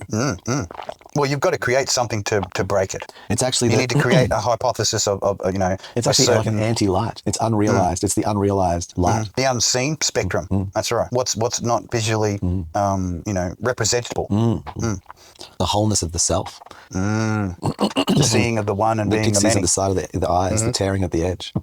The interference that happens in the peripheral vision of everyone, the ability to see the TARDIS but not look at it. When you look at it, it's completely invisible. But when you sort of glance out of the corner of your eye, you see it perfectly. Yes. Yeah. Trying to find your way through. Let me have a look. Let's see what I've got. So we did. Well, we still haven't done. We've sort of halfway through. We could go into DNAs, but we could also leave that for a moment. I'll just move that down. Just move that down. Mark it as done. Well, liquid light's done. Man, I love having notes. I feel that it has improved the ability of not allowing you to pull your hair out while you're editing. That's what it's done. It doesn't. I don't know that it takes me particularly more or less. It changes the length of pieces. I guess consistency of pieces. We get more words out of it rather than just bites or nibbles. Yeah. I think so. Right. Which is good. Having like 20 bites and nibbles. Because you can still get bites and nibbles and harvest out of words. You could do that. Yeah, you could pull pieces out of larger segments to get the interest to the larger words. The snippet. Yeah, like so you repeat the to get the interest in the words. Man, exactly. You've got to hear the word. That's right. You've got the bites and words, but it's a little like the bits and nibbles. The bits and nibbles is the enticer, and the words are the actual meat. It's like the smell. When you're cooking a good meat and you get that smell, that's like the bit. You're getting the bit as it cooks. And you're getting the bite when you, or the bite when you have a little sample, just slice up a little bit, whack it in the gob, that's not bad. It's getting there. And then the words is when you sit down to eat the meat. The thing to do there, I guess, would be, actually, you know what? Yeah, one of the definite things to do would be around, at the minimum, linking back to like building links, linkings. Yeah, putting links in for the main app and then from all the other ones and of the thing. Yeah, I think AI is going to help us with that. It'll be less troublesome and Oh, it's very simple. That's just like I could change one line or something and at a random. Oh, well, it wouldn't be random because it just looks at its parent. It just looks at its parent and just gets the asset label from YouTube and then puts that with the front part of a YouTube link, and then you just that makes a YouTube play link. It's like it's super easy. They all have an asset code. Well, in the corner you got the little once it's finished playing, you got the hook to click the full word. Yeah. Oh, okay, like building actually like the overlay graphic type sort of the little corner. The little corner fucking pop up. Oh, if this interested you, then check out the whole thing. Check out the whole words. Interesting. Talk is Cheap was brought to you by SciTV. Talk to you is cheap. Yes.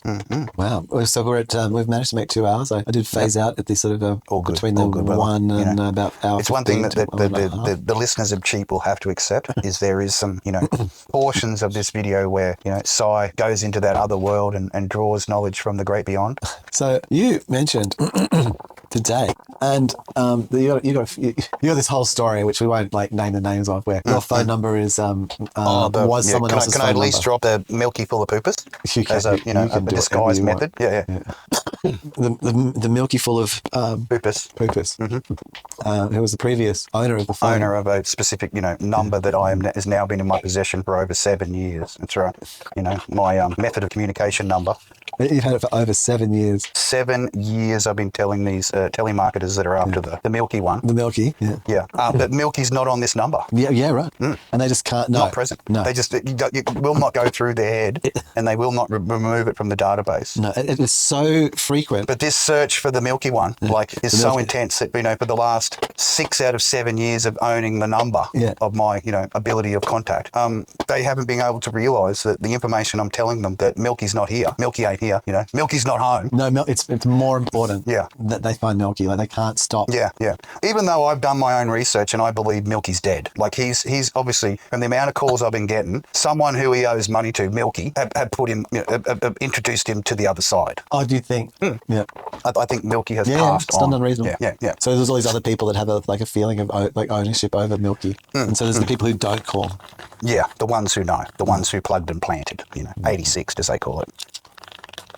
But using updated techniques, these people who make their money living in the call centres that call people. Yeah. So I had a female AI voice call me today, looking for Milky.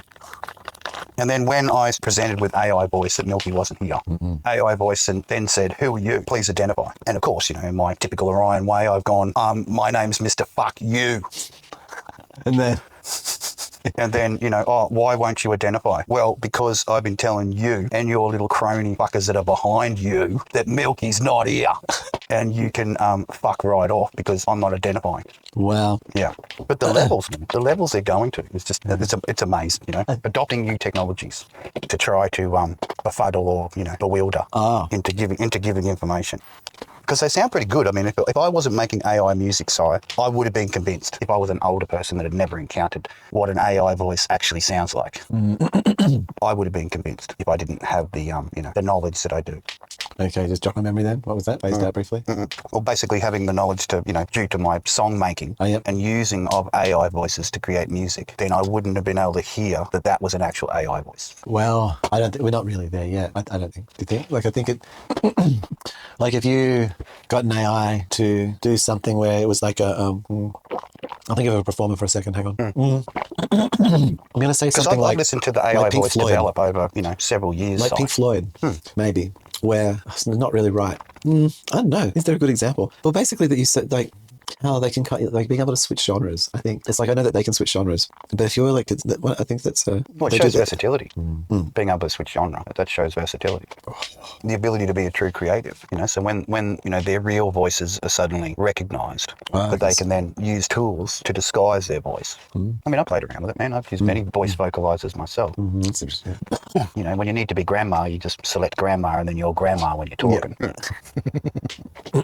Yeah, no, I can. Oh, yeah. And I mean, we can do it to a certain extent with our own, voices. We can change our pitch and our, speed and modulation to suit. What you can sort of the most annoying thing to me is when, well, it's not annoying, but it just, to me, it's like when people use a baby voice or a child voice, when they talk like a little one to try and gain sympathy because they're talking like a little one. Is it when they're talking to little ones, though? Well, is it when people are trying to gain sympathy from a little one? I noticed, adults will do it, to each other. Some people, well, no, to, what would you call it? To get it's not like you're talking to another adult, you know what I mean? Like they start off with a baby voice or a child voice to sort of, I really would like you to listen to me because I'm the baby. Well, to get attention, to draw attention. The needs. Yeah, part of the needs process. Well, and I guess that helps it form, like, it's actually important when you think about it, like that attention phase. Well, I mean, for a parent, when you do the child voice, you get this protective, to protect the child when they make the child voice, like sub-vocalizing, the special techniques, silent verbal directions. Silent verbal directions. Sub-vocalizing. Oh, yeah. Yeah, I've been thinking about that. You get being able to transfer like emotions, intonations. Idea push, the old thought cannon. Shoot those ideas out there. Yeah. and how you can use that to control alternate body parts. Yeah, true. The other use, quiet suggestions to the other use. Someone out there will get that, the whole, they'll get that. Well, they will, actually. Proper use of the voice. proper use. But yes, enough about call fucking centers and ongoing milky full of poopers struggles. Yeah. It's interesting because I think it changes a lot of things. Like, I mean, besides you didn't like the person you're speaking to, you don't know who they are, where they are, what the fuck. If they're really working for the company that they say you're, they could just as easily have a fake terminal that's like hooked up. You know me, man. I work in a corporation where half the guys I work with are ex-military, and they're just hoping for your details so they can log into your accounts through asking your security questions, and they can gain access while they're talking to you, because you just told them everything. I mean, yeah, pretty much. So you add on top of that, you've got to be able to invoke your right to to be Mr. John Doe, aka Mrs. Fuck You. For a lot of things, you can't. No, I know. So anonymity is one of the most difficult things these days. Staying anonymous. Yeah, well, that's going to be this virtual call centers, like where nobody calls you up because the thing calls you up. Yeah, I guess. And that's already happening. Like, I don't know about you, but when I call the venues, a lot of that shit's just automated, and there is AI there just directing calls. I mean, when you rang your insurance, what was the first portal that you went through, Si, during the insurance process, or calling most things these days? Well, what's the first portal that you go through? Oh, well. Hello and welcome to the such and such product. Please tell me where you would like to direct a call. Yeah, the IVR. Yes, the IVR site. Yeah, so I mean, you put that AI in the first portal you go through for most fucking things these days is the IVR. Yeah, but the ones where they have then the IVR leads to like the personalized ad, or like when you say like who do you meet, which channel do you want to go to? Yeah. I'm just trying to think about, I don't know, how you sort of make it more than one. Well, it's created a dehumanized process. That's what's happened. You've gotten used to dealing with a system, not a person. So essentially the system is becoming more familiar, because it's the process that you have to go through to interact with someone who's actually real. Well, but what if they're just overlaying the voice on a real person? Well, they could be. Who knows? I mean, Siri sounds pretty good when you talk to her. So the person you were speaking to was real, but it was actually an AI overlay that sounded like an AI. Oh, to give the impression. Well, that's what was happening masking today. Their voice. Like the questions that were being asked were well constructed. So but then they weren't human questions. Instead of you having like if a you bias. get my meaning. Oh, they're from India, I don't trust them, or those Philippines. Right. They've got that specific voice that I now know that whatever's or also that specific real email where it's got the you have won. So then coming up from South Africa or something like that. So yeah, the AI then can change its voice to suit. Well, I guess initially it would when you say hello, right? Because most people when they answer the phone, they're not like me and go speak, because that's the mode I'm in at the moment, because I get the only people that ever ring me on my special number is the call center people. Yeah. I mean, the only I occasionally get family and friends calling, but the majority of my calls are the call center people. Excellent. So that's my, if I don't know the number, the first thing I say is speak.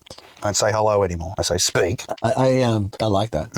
And then I think that for me, I don't do that bit. I like that bit. I'll attempt to add that when I know it's not sort of a known number or something. Well, for friends, I go, hello, how you going? Because I can see their number come up. It's familiar. Their name and their number come up. So, I know how to interact with my friends. But yeah, when I see something unfamiliar, that's the first thing I say is speak. And the majority of times they just hang up. They don't know how to deal with the word speak. So it isn't special. I'm trying my best. Keep going. I know, Bella. I know. We should get on to another topic. Oh, so I should explain myself.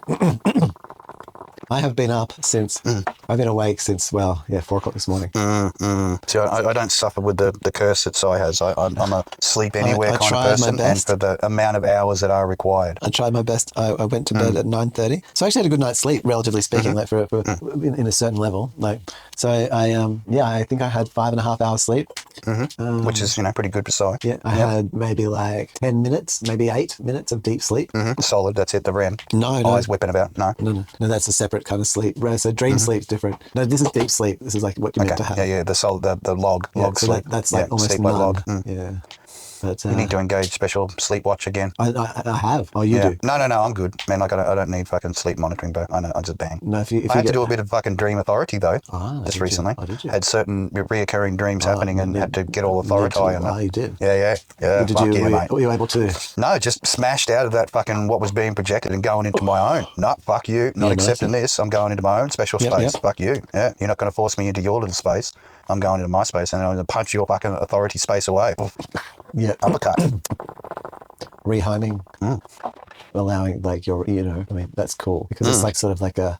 But going into sleep and willing it so that when it occurs, authority. Well, no, not what I want. Authority, be gone. So That reoccurring bullshit is no longer necessary. Authority, I usually gone. okay. Yeah, I have a slightly different approach. Generally, for me, if I'm starting to have something like that, then I kind of like I confront it, I guess, in a way within the dream space, and I actually seek to sort of No, my subconscious is starting to recognize repeat and just go, nah, fuck you. Oh yeah, no, I don't do repeat, but what I'm trying to say is that I attempt to, that they'll solve it. Like I'll understand. Like it's generally a repeat's trying to tell me something. It's trying to wake me the fuck up about a particular thing. It's also a warning. Well, the couple of repeats I've been having, it's already analysed. So to me, it's no longer useful or serving purpose. So goodbye. Message has already been delivered. You know, will not repeat. Fuck off. Weird sort of. Because, you know, you think about it when, you know, you boil it down, Si. Dreams are either, you know, your special place where you get to be, you know, I mean... are you going to do an either or on what dreams really are? You're going to pull like you're saying or. Well, either or, yeah. Well, okay, go for it. Tell me the two things. You know? Well, either they're a forced manipulation of your, you know, vibrations that you are when you're a dream, or they're your manifestations, okay? Okay, so either you're creating them or they're being created. Either you're creating them or some fucker is fucking with you. Fair enough? Yeah, that's the easiest way to put it. Don't kill me something. Yeah. Killer the cats. Mate, I feed him well. I look after him. He gets much, you know, smooches. He's got to look after his man. And, you know, like I said, all I demand is stomach and head. That's all I need. I get all the data I need from stomach and head. Stomach and head? Yep. What they've been eating and what's going on inside the thinking meat. Yeah, okay. That's two sort of, everything else to me is irrelevant. I'm the opposite of the Egyptians. I don't have to store all the other crap. I just need the thinking meat and the stomach and the contents of the stomach. And I can work out everything I need to know. And I guess that's why the Egyptians did pull it out through the nose with the, you know, fucking little hook, because they couldn't read it. Well, it made what was in there unreadable. Hence the reason why the Egyptians pull the brain out through the fucking nose with a little hook, because what's in there is no longer recoverable once you've ripped it out, right? They didn't want you to know what the fucking gods knew. Well, sure. Yeah. It was basically the old version of the intellectual property. You can't have that IP. That IP's mine, and on my death, you make sure it's destroyed, the entirety of it. Store everything else, but that bit, that's my property, and you destroy it. You don't get to hook it up to something and pull my thoughts out of it. Fair enough? That's probably the simplest way of explaining that whole process and the reason they did it. Wow. Yeah, the reasons are always... And that's my point of view, but yeah, others may have their own opinion about it, but that's what I've come to realise. There's no other reason why they wouldn't pull it out if you sit down and think about it seriously, or made sure it was destroyed. And I'm sure someone who comes across this in the future and goes, yeah, I guess that's why when they do an autopsy and they cut the fucking top of your head off and they take your brain out and they weigh it and then whatever else, inverted commas, they do after that. Yeah. Well, do you need to now? We should be able to get a no, they're still weight through density. No. They're still popping the skull on certain ones to, you know, take an active recording of it. I mean, I didn't sign no contract to saying, whatever they are when you give up your intellectual property, enduring across all fucking dimensions and all the rest of the fine fucking print. I didn't sign no document saying they could do that, steal my intellectual property. Very popular. And certainly don't be putting it into no computer and putting it on the internet. Because if you copy my instance and you add that to the internet, you're in fucking trouble. You're in real trouble. That's something you wouldn't want to do. Because if you think Jeremy was bad, you make a virtual M and put it on the put it on the internet. Shit's got to get fucked up. And if it ain't weird enough already, prepare for it to be weirder. Oh yeah, yeah. It's going to get pretty exciting. Yeah, that's right. No. The upcoming adventures. How we going? Well, 20 minutes. Let's see if we can pull one out of here. We've done voice changes. Something quick. Done leaders, liquid DNA. I guess we could talk about building in stupid areas. That's something we could fucking talk about for 20 minutes, like the, putting a house in a floodplain or next to a river and then whinging every time it fucking floods. And would they do like sort of lift it so you could have like a split thing, a little bit, just a little bit? Well, if you live somewhere where there's going to be water coming through, on the odd occasion, wouldn't you want to build something that rises up above the water and then comes back down when it goes back down? Like you'd want to build appropriate to your location. And there's a reason why the councils actually put markers beside the roads and, near rivers, and they go, say for instance you're looking at it and it says 1.5 metres. There's a marker there. I'm going to make this absolutely clear. The reason they put that marker there is because that's where the water got to the highest point last time. All right. And every time it gets higher than that, then they raise the marker. So if you buy a nice little block of land somewhere and just next to the road, there's a marker that says 3 fucking meters, then you want to make sure you're above that marker when you build. All right. Or at least have an ability to get above that marker, AKA, a boat. That's, yeah, they, Okay, brother? me, yeah, I'm just trying to hold. So I listen, and then as I know, and you're doing like massive thinking in the background. No, I'm just blurting, I'm not. but yeah. No, I am a bit. I'm thinking about what you're saying, but then as you're talking, I just phase into like just a dream of it. It's like you lullaby me with each thing you're talking about. Man, if I could put some trodes in your head, and then we could be putting that in the background. It'd be pretty cool. Our shit, man. You would just get this vivid imagery going on. So what are you talking about? The special story that Em's portraying, or we're talking about flood areas, and have we? When did we start talking about flood? Well, a few minutes ago, Cyber. How about that? That's how dreamy you are right now. Really? And I love it, man. I love it because you just minutes. Minutes we've been talking about it. The flood, really? Yeah. Building in floodplains and the whole adapting to the ever-changing nature of the environmentos. Okay. Right. I see. That's interesting. What have we thought about it so far? Well, build above the special markers where they tell you how high it's got. Right? That's a very good idea. That's important. Step one. Yeah, step one. Let's do a Biden. Okay. Number one, build above that marker. Number two, build something which is going to be able to deal with whatever the environmental effect is, which is, if it floods, you want a boat. Well, I want something that can go up to the level of like be able to appreciate when it's not there. Where the mark was. Wherever that mark was. The effect isn't there yet. No, if wherever the mark was, I want to be able to go up to that mark. I don't want to have to go Well, I've seen smart versions of it, like in floodplains in America, right side. So the house rises. They always build on a little hump or a hill, right? So when the floods come through, their homestead is up on that little rise, which is above where the waters would come, right? So their lands get inundated, get the good, muddy sediment dropped, the shifting of the sands and the soils and shit as happens when it floods. Yeah. But they're above it. They got like their little, house in the little humpy bit, the hump or the little hilly bit or the, above where the environmental effect happens, so that when they experience it, they can sort of, ride it out. They've got their supplies, and when the water goes back down again, they can get back to business, managing their bit of land, picking up the flotsam and the jetsam that might arrive, Well, you might get presents redistributed via the elements, netting. Having things there to catch it. Yeah, you want to build up your base. Build it up so that when the raw materials come through, be able to harness them and, instead of your incorporate boat, instead of your house being hit by like flotsam and jetsam, you build up a barrier, and so when that log comes, that tree's coming at you, it catches like 5-6 meters away from you in the refuse that you've gathered around. That's it. And provides a nice barrier. It's like helpful. Yeah, you're like, guide the little, imagine that. Helping you guide the actual material. Yeah, you actually go out, you surf, not surf, but you go out on your house on the pontoon with big sticks, like those dudes with the logs back in the logging days. Redirecting them to the appropriate positionings. Yeah. Oh, it'd be amazing. That'd be amazing. Whoa. So you could do that. But, as we get more and more environmental changes, we're going to have to adapt. And I think that's, the key to any and so anything you want to have like in history is being able to adapt around your house. Right? You want to let that be there. So that when the floodwaters come through, you have like a collection of stuff that automatically collects. Provides the first the first layer of where you're going to plant on. No, that's going to like be the protective, create the protective layer. I mean, you're only going to have like what? Well, it's like having the fat. When you got the fat around your cells, that creates a protective layer. So that's what I'm saying. Like, and you have about 9 months, 12 months, maybe max. Just gathering, not even building yet. Form, ready for the next. Special, the deflectors. That's it. Create the deflectors, and then build the dwelling with the deflectors in place. You think that if I was ever buy a property, which who knows what might happen, could win the lottery, could turn into a spaceship and just go, fuck you guys, I'm out of here.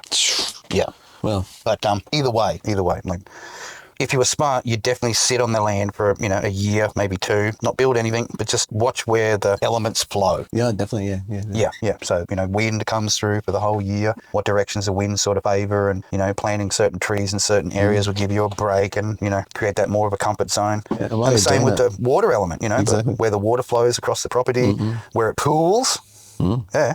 Taking all those things, walking around, studying it. That's it. Learning about soil type, like where the soil things are richer and weaker. What tends to erode more? What parts of it, are more stable and got more base under it. The plants, solid base rather than the clay and the trying to find bedrock. Well, something solid to build on. Not bedrock. You don't build your house on sand. Well, no, let's just you'll get pulled away. It's not helpful. I mean, you'd have to build, I don't even know what people do. We're doing it. And that's what I'm saying. Like you'd study a block and figure it out, you know. If you're going to buy something, you'd sit there and even before you even purchased it, you know, you'd go, to the owner, hey, listen, I am thinking about buying this, but do you mind if I just camp there for, you know, a little bit, or can I set up some, you know, this, that, and just to see how it goes? You know, get a preview. Yeah. How long do you need? How the elements interact with it. The study. I mean, do you need the whole year? Well, that'd be a good starting point. I mean, if you're going to get serious about it, you wouldn't build there for 100 years. But more than likely, you'd have to pass it over to a generation. But you'd certainly have a decent amount of data to tell you what's going to happen to that thing, that area of land, if you'd studied it for 100 years. I mean, you'd know where the water flows. You know, you'd know if you'd culled or someone had culled X amount of trees on the neighbouring property, where that water would flow afterwards, or the air would blow, or you know what I mean. Like you'd have that data. Almost set up a little weather station with a depth gauge on it for when the water comes up and goes back down. Yeah, I think I also want to know about the soil profile, like we were saying, and look at the plants that grow. And obviously the cross distribution from one piece of land which mightn't be yours, but due to the fact of them cutting down X amount of flora and fauna, which was stabilizers for the soil, where that soil would then migrate to. I think that'd be important factors that you'd need to know. It'd be like living downstream from, like you said as an example, while we were talking about it pre-Cheep, right? The whole building a house downstream from a fucking sewage works that dumps into the river, and then go, why is the water bad? Well, because you're an idiot and you built downstream from a fucking sewer plant. Yeah. You know what I mean? Like, it doesn't take 2 and 2 to add together to know that equals fucking, trouble. No, I mean, and this is the whole thing about the concept of it being, the disaster, like not a disaster. And it's like, I don't see it. I understand it's sad, that's your thing. But disaster is sort of like, it's like, well, if it's repeating every fucking year, it's not a disaster anymore, and it's just a regular occurrence, all right? Yeah. It changes from disaster when it happens once every fucking 150 or 200 years. That's a disaster. But when it reoccurs every fucking year, that's just fucking pattern. That's what happens. Yeah, there is no disaster. That's what happens. Live in those places and it floods every fucking year. Well, that's what happens. Well, so it's sort of like, I think, like it was interesting, the whole, the water's warm. There's a reason why in America they have tornado shelters, because they know there's fucking tornadoes. Sometimes every couple of years, you got to get down your shelter. And when it's all gone, you check out what's landed on your property and rebuild your fucking house. And talking about rebuilding houses, here's a little offshoot topic, right? After the last big storm that came through, we had a lot of trees fall down, right? From, the Gold Coast all the way up to Noosa and beyond. But that whole area where we got hammered, right?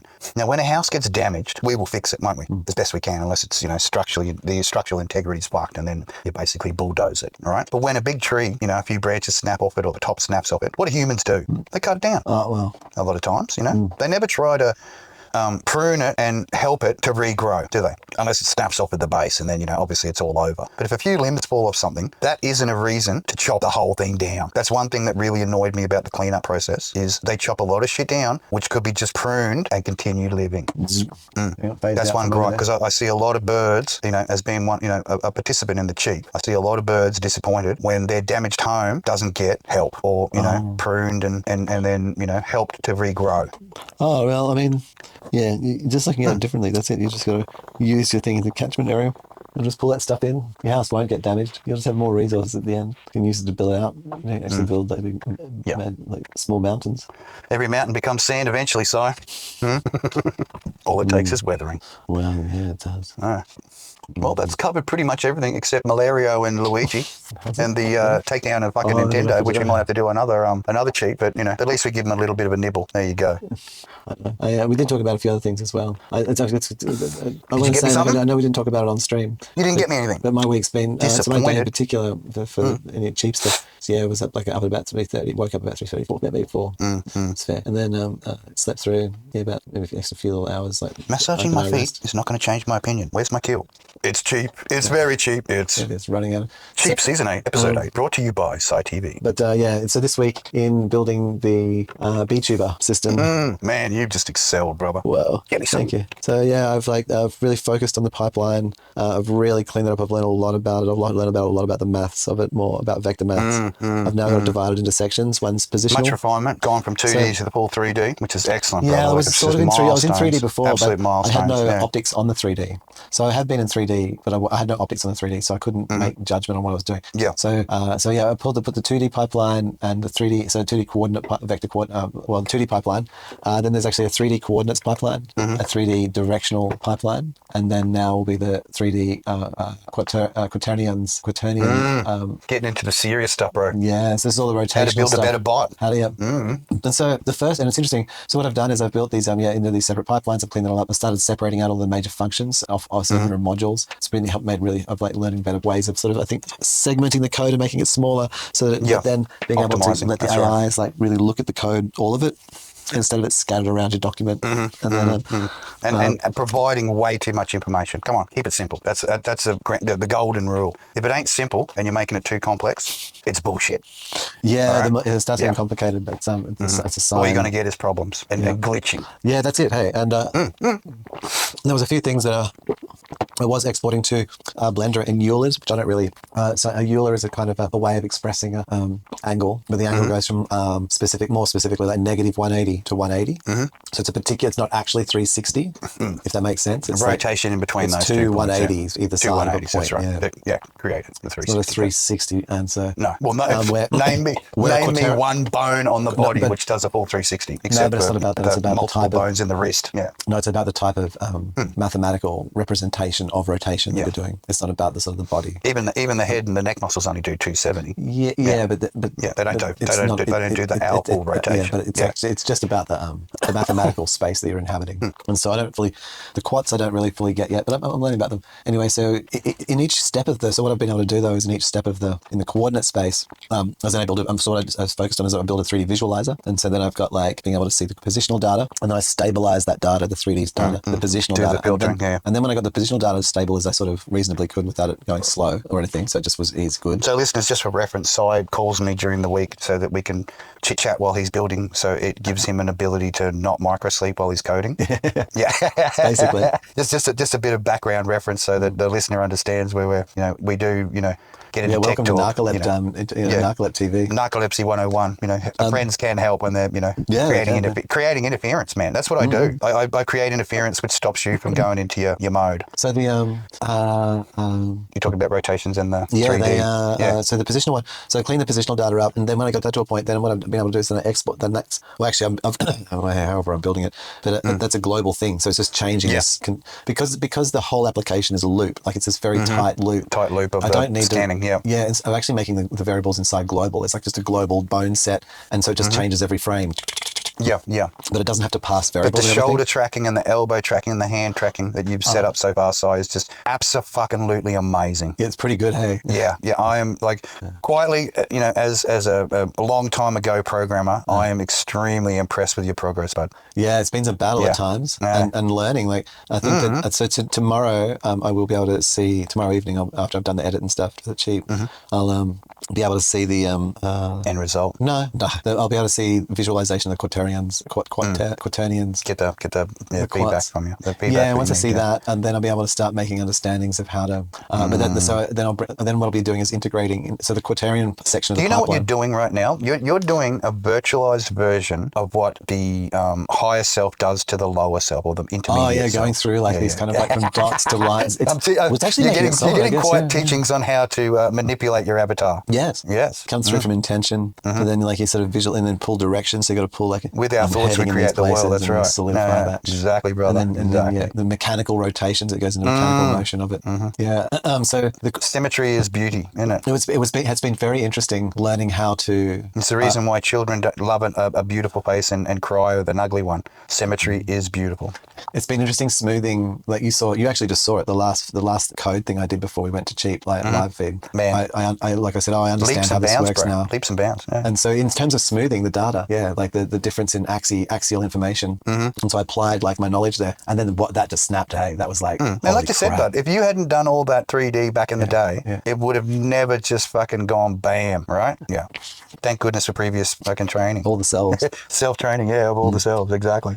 So that's the what we're seeing still though is the directional vectors and the positional vectors, and but other things I've implemented is like shoulder locking. I've got that kind of working. Yep, but the tracking for the shoulders is like when you're not locking it, is still. I mean, the left is good, eh? so the locking. The left is excellent. Yeah. I've got to still but fix the the right locking. is the one that's giving you the downfall. No, I want to lock it. No, I'm trying to do two things. One is where you have full motion, and one is where you don't. You just you're doing what I'm doing right now, which is turn the camera off, walk away, and the mouse moving. So the character doesn't go fentanyl. The character is present, but he's a zombie. Yeah, that's right. Yeah. Well, I'm going to make it zombified like that is too. Like it's just got a bit of motion. But that's only because I've set up a sway in the as one of the elements for it. It's like an autonomic function. What I've done is turned on an autonomic function, which is the idle that I've got selected. Yeah, that's it. Yeah, I don't need to. I could select the board icon, the board idle, and then I'd look bored. One of the things I realized today too, I learned, and I actually had seen it right back in the beginning, but I didn't understand it then. But is where you can do quaternion rotational maths inside Blender, and so I don't need to export Eulers to Blender. No, I can just bypass Eulers altogether, scrap a whole section. So anyway, what I was going to say was in the coordinate part of the pipeline, it's all around making all of the points orientate correctly and have the correct coordinate geometry, coordinates system, I guess, positional vectors, and creating those limitations so you don't overshoot boundary. Yeah. Oh, well, but so they're actually all in just the same system. So it's in one universal. The hands, everything are in one universal grid. The skeleton. That's right. And then once all those positions are like that and they're smooth and they're linked, and then I go to the next step, which is then the directional vectors. And so then the directional vectors are muscle mapping. Bone mapping. Yeah, but I'm saying muscle and tendon mapping because when you flex your fingers and you close your hand. Oh, that's springs. Yeah. I don't know. That's where springs will come into effect. That's right. I don't know if I don't know. We'll see. I did have that in there. Well, that creates the return to natural position. Spring automatically creates a return to natural position. Oh, so that you're having particular rest, but yeah, rest pose. That's right. At rest. In the bone section, then what I'm doing in there is stabilize that like a bit. Certain kinds of filters, velocities. There you go. Doing the measuring velocity filters. Measuring velocities. Making sure that there's no missing points. Smoothing. Stabilization of stabilization. like you said, stabilization. When you were doing the hand off camera, how the hand was going into float above wrist mode. Yeah, but it was because it was trying to hold position. Yeah. It was like fully just glued to the wrist, but it couldn't keep going off screen, which is interesting. It wouldn't keep going off screen. Like, why wouldn't it just go off with the wrist? Well, no. You'd think that it would snap to the wrist and then disappear. Yeah, but it didn't. As being off screen, yeah. And then just maintain position snap to wrist. But it quit. Went into that bug out mode. You know what would be interesting is to set up geofencing and so that the character actually boundaries. Put skin on the cunt. That's what it boils down to. But like with that, so that the hand, you have the length of the hand and you measure that, and then however far that is, then as far as where it kind of goes, I guess, to the edge of the camera, the screen, there's something. It'll be something I can measure. It just creates a glove. Stops you from going any further. So the character just stops there, and so the hand, it just kind of hits an invisible AKA wall. Boundary, which I've got, like when I play around with when I'm actually puppeteering the model that I'm using, which I'll do now. Here we go. But even me, when I use my hands, like my hands are touching right now, right? So there's boundaries set by this program. Oh, so my hands are actually both touching, and the media pipe is showing on my camera, my two hands touching. But the boundaries have been set by the program itself of how close they can be. Yeah, because it gets quite challenging if they get close. Because as I lift my hands up, as soon as it goes off screen, it goes back to the neutral position. As it comes back into screen, my hands automatically flip back up, right? And then when I go off screen, down the bottom, they go back to neutral position. And you'll notice, because obviously I'm face mapped, my mouse actually moving more accurately to how the way I'm speaking, because it's looking at me, looking at my eyes. Looking at me. I take my glasses off, and it actually looks at when I look left and right, it'll actually track my eyeballs, more eyeball tracking. But when my glasses are on, it doesn't actually track my eyes very well. In fact, it very rarely tracks my eyes. I have to take my glasses off to get full left and right eye tracking going on. But you can see my eyeballs moving around when my glasses are off. But yeah, so that's it. You'll have much more fun when you actually get to the face mapping part, because it doesn't look more complex than hand mapping, but I'm just going to go back to neutral mode, turn the camera off. I don't know. Yeah, I think it's more like just going to be marrying up a mask.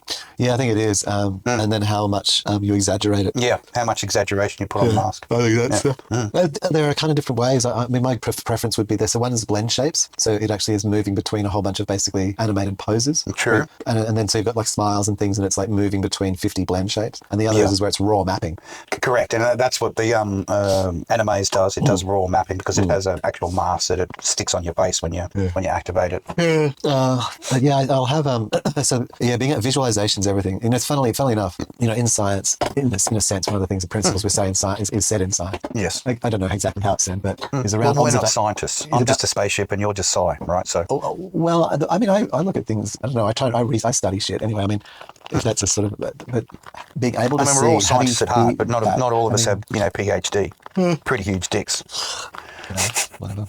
They have limited knowledge. They have chosen to I don't even specialise in their field. fantasy That's math. right. I mean, we're more generalisers, and we explained that earlier in the Cheeps. If you go back into our it's more previous materials, then you'll understand the whole generalisation. So in the so that's the bones section. In the quartz section, will be all of this stuff is going to be around joint rotation. And I guess biomechanical rotation limitations and constraints. So they all get applied in the quaternarian section. And I have all of the code written for that. It's just all switched off at the moment because I've been rebuilding the pipeline. So once I get the quaternarians applied in the bad way, I want to see them applied, and so they're all flying all over the place. In the worst, the worst possible outcome. Yeah. And then I'll start applying the various layers of filters, the joint structural clamping, basically, to start with the main joints of the arm and stabilize them, and then get them. Putting some cartilage in between the bone for the connectors. Yeah, and what I'm doing also, I'm expanding, I've got this thing that, I've done, actually, don't think about it, even though I have nothing to show here on the cheap, specifically, I did show the M prior, but and you're across the things. Well, that's for us to know and you to find out. Yeah. Oh, I look forward to showing the quaternarian modes and stuff, and showing them. But sharing is caring. But the true form of love. But yeah, it's just it's gonna be fun seeing that, and then supposed to fly the large bones, and then working down into the smaller, more comprehensive, the more complex bones. Cold. And then having that built properly in a visualization, not in Blender. I think that'll be. Oh yes, what I've also built this week. Dogs and cats have besides separating all the code, cleaning up, improving all the filters, making all these histories work, making whole pipeline, rebuilding from into full vector maths, rebuilding now with quaternarian properly. Majority of their sensors into the stuff. Then the bone map, and so instead of having these separate little variables floating through, I'm now building a comprehensive map which actually contains all the data, joint restrictions, the kind of joint it is, a universal joint or something that has these limitations. Here are its coordinates in space. Here are its current, everything, the frame data of everything about the joint, and then the other one which is everything about the coordinate. And yeah, anyway, but the benefit of that is that I don't know what it'll be yet, but it means that I'm just moving one package through the whole pipeline, and you can go to anything and you have all the data about it, in one place. So you can I think it might become useful. I think it might be interesting. Well, eventually for in Unreal. Put it that way. Put it differential. There we go. I'll give you a small hint. In Unreal and stuff. I think it'll be interesting. Oh, that's my learning the limitations of the meat. Yeah, it's good. I think I will get another say. I think I will get about as I might get as good as about as good as Hyper. But this is pretty good, man. Hyper was I was pretty happy with this. It's I'm lucky I'm using it. I don't know how many but they've stopped production. I think they've actually just I don't know if they've done something to the code. The application's changed and a lot. Don't worry, man. AI is going to make it all universal. It'll run on everything eventually, even your wristwatch. Oh! Here's a tiny little snippet. Snippet. I was looking at my watch the other day, literally yesterday. It's equivalent exchange. That's what we like to work with. It's where I ended up playing some music. But I was looking at my watch, and somehow, for whatever reason, it was in. It's a Apple Music app, which is it can be in there. It had done the old rando dial. Something had happened, or brushed against something which activated. And I was like, and it had a play button on it. And I thought, that's interesting. I don't have any headphones in, or I wonder where it will play. No, it should just play through the little speaker. Well, Apple Watches haven't done that. They'll play a. Well, I guess they there used to be a lot of people have been talking about this. The people that I listen to, the fact that plagiarism is the ultimate form of best let others make mistakes so that you can benefit. I think Apple has become very cautious in its old age. I don't think it's like Android. Can you just see how well this goes, and then if it goes really well and everyone likes it, then we'll adopt it. Yeah, people play up Apple's their second mover status, but it's not always. No, I think they've become very fucking cunning and extremely fucking shrewd. The Series That's what I think Apple's become. Yeah, it has the speaker. You can play as long as you don't try and it's not too bassy. Yeah. But you can play.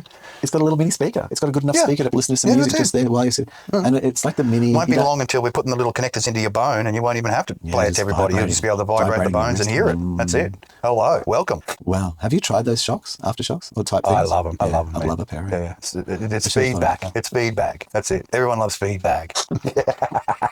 All right, 3 hours 22 fucking minutes. No, it's not. I think. Oh, no, actually, how long did we run? Literally only just past 3 minutes. Just past 3 minutes. Okay, 22 minutes of that special Sit Sibby Lebby Deakus. No, man.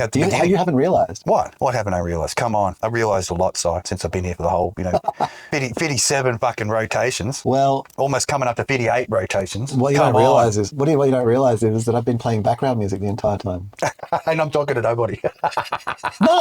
In the Cheep, in the background. Listen to you've been doing a bit of cheap, don't try and edit our stuff and then creating some intellectual property in there. So if you use our fucking music, we'll take you to court. Go to YouTube before I cut it off. Hang on. I'm in my room. I'll just click the button. And then you'll see what I mean. I've been playing. Oh, okay. Yeah. I hear it. Yeah, cool. Hell's yeah. Yeah. I've been playing the whole time underneath, man. Dinosaur fucking airbags, cunt. That's right. Talk is talk real cheap, and the rest is just